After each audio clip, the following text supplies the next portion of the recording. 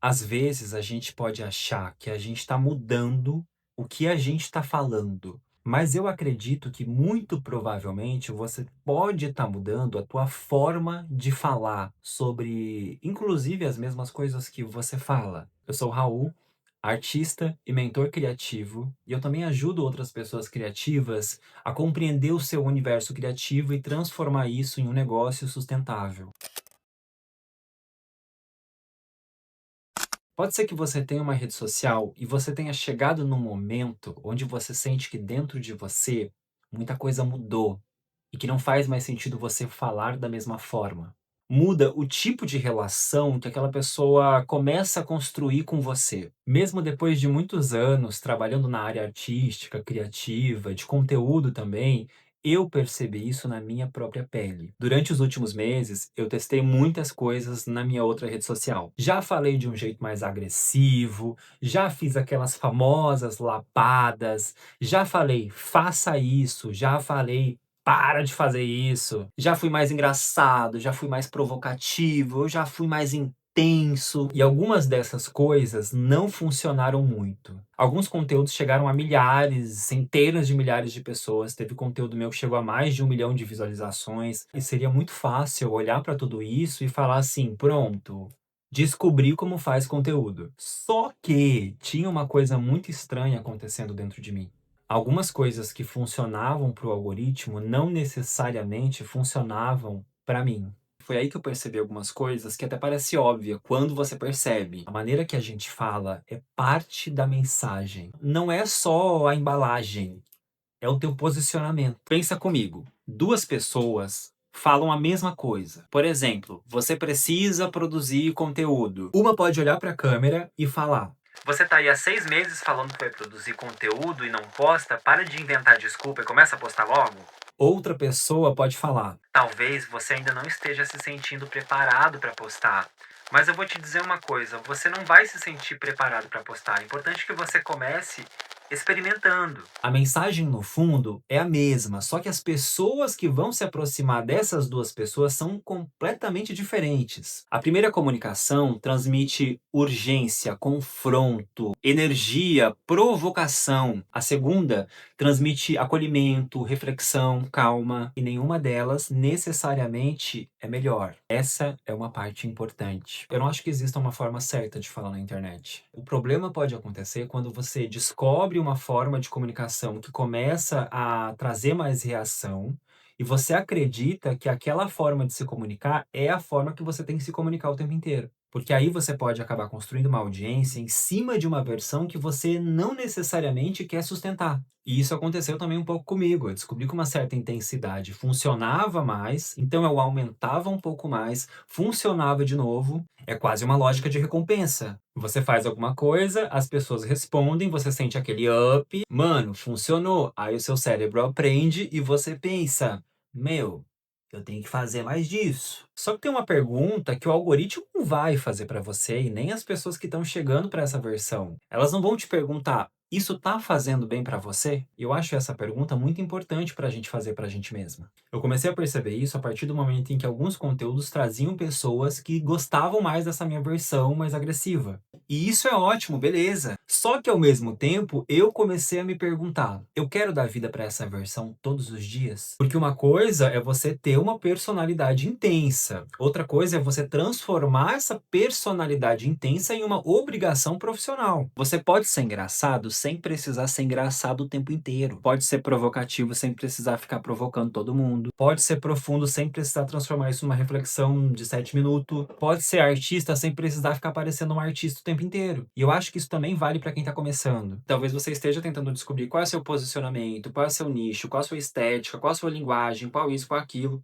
E o que eu quero te trazer aqui é que você comece a olhar para um lugar que eu acho muito mais simples. Que tipo de pessoa aparece quando eu falo desse jeito? Que muitas pessoas que chegam até você não necessariamente são atraídas pelo assunto, mas a forma que você enxerga aquele assunto, tá entendendo? Imagina que você vai falar sobre dinheiro. Se você fala de dinheiro de uma forma extremamente agressiva, mostrando luxo, urgência, competição, pare de ser pobre, você provavelmente vai criar uma conversa diferente daquela que você teria se você falasse: quero ter dinheiro porque eu quero ter liberdade, eu quero que o meu negócio financie a minha vida, e não que minha vida seja sacrificada para financiar o meu negócio. Você ainda tá falando de dinheiro, mas está dizendo coisas completamente diferentes sobre quem você é. E isso talvez selecione pessoas completamente diferentes. E tem uma coisa que eu queria muito que você entendesse, que nem todo dado importante precisa ser um número grande. Às vezes, 100 visualizações é um dado. Às vezes, 10 comentários é um dado. Às vezes, uma pessoa falando, cara, eu precisava muito ouvir isso,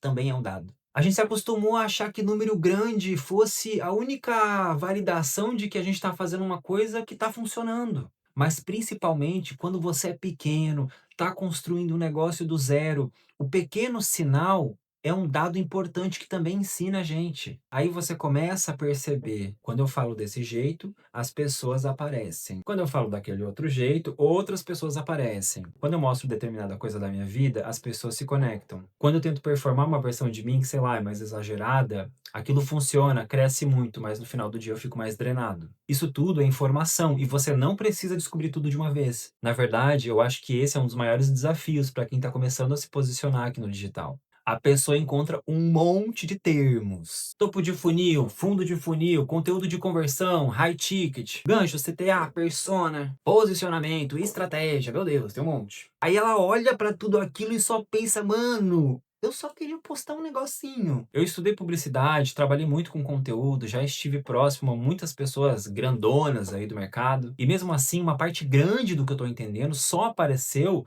quando eu comecei a precisar construir o meu próprio posicionamento, meu próprio negócio. Porque tem uma diferença muito gigantesca de você aprender uma coisa na teoria e você ter que lidar com as consequências desta coisinha.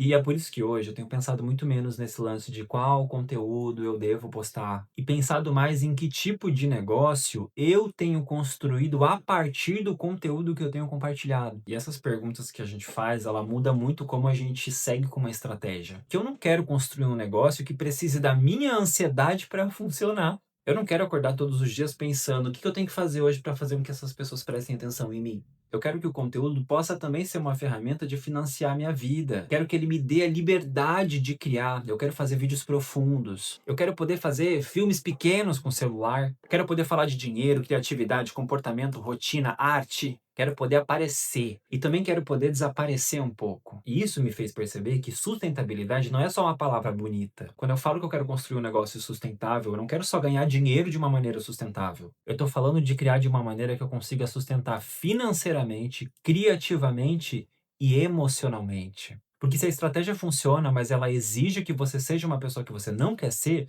você precisa analisar para ver quanto que você está pagando para viver ela. Você descobriu que uma determinada intensidade funciona? Ok, use. Se você gosta de fazer uma provocação de vez em quando, faça. Se existe uma versão sua mais engraçada, mais caótica, mais intensa que você ama, use. Deixa ela existir. Você pode performar. Todo mundo performa alguma coisinha na internet, ok? A questão é quando você está performando e por que a gente vai performar. Às vezes a gente vai estar meio bad, mas a gente quer gravar um conteúdo e a gente pega uma energia e aparece um pouquinho. A gente está sempre performando. E não necessariamente performar é ruim. É o porquê você está fazendo aquilo. E que custo isso tem para você. Posso entrar num vídeo e falar de uma forma mais intensa porque aquela obra pede isso. Eu posso fazer uma piada, posso criar um personagem, posso criar uma coisa completamente diferente, mas existe uma diferença entre escolher uma linguagem para este conteúdo e você pensar, eu preciso ser isso daqui para que as pessoas continuem gostando de mim. A primeira faz parte de um processo de criação e a segunda opção, ela pode ser uma prisão, se você não tiver cuidado. Quando você cria conteúdo, Você tá escolhendo como você quer se expressar ou tá tentando escolher qual versão sua que as pessoas vão aplaudir? Que se você começa a criar só para esperar determinada reação, eventualmente você pode acabar descobrindo que você criou uma audiência muito boa em reconhecer uma versão sua que você já não quer mais sustentar. E isso não significa que você fracassou, calma. Significa que você aprendeu uma coisa aqui. E talvez os primeiros meses de conteúdo, ou o tempo que você ficou até agora, tenha sido exatamente isso, um laboratório. Você experimentou, exagerou, acertou, errou, viralizou, flopou, foi amado, foi xingado. Você descobriu o que vende, o que atrai e descobriu o que te drena. E agora você tem uma coisa que você não tinha antes: dados sobre você. A próxima etapa não é você parar de testar, você vai estar sempre testando, mas testar sem se perder de você, porque você tem dados. Eu ainda quero experimentar, eu ainda quero mudar, eu ainda quero fazer umas coisas estranhas, ainda quero descobrir novas versões minhas. Mas agora existe uma base, e uma base que não depende de uma só personalidade minha. Uma base que seja o meu olhar, a minha maneira de observar as coisas que eu acho importantes, a maneira como eu quero viver, como eu quero tratar as pessoas. E a partir dessa base, eu posso falar alto quando eu quiser, posso falar baixo quando eu quiser, posso ser engraçado, sério, técnico, sensível, fazer um vídeo explicando um negócio gigantesco e às vezes só filmar uma cena da minha manhã, do meu café. Eu acho que não resolve muito a gente fazer aquela pergunta: como eu preciso falar para crescer? É a pergunta que muita gente faz, mas eu não acho que você precisa fazer essa pergunta. Você pode fazer outra pergunta, que eu acho que é muito mais você falar: quem que se aproxima e fica quando eu falo do jeito que eu falo? Também perguntar para você mesmo se você quer construir a sua vida junto dessas pessoas que estão se aproximando, que estão ficando. É você aprender aos poucos, com muito pé no chão, quem você quer que consiga te ouvir.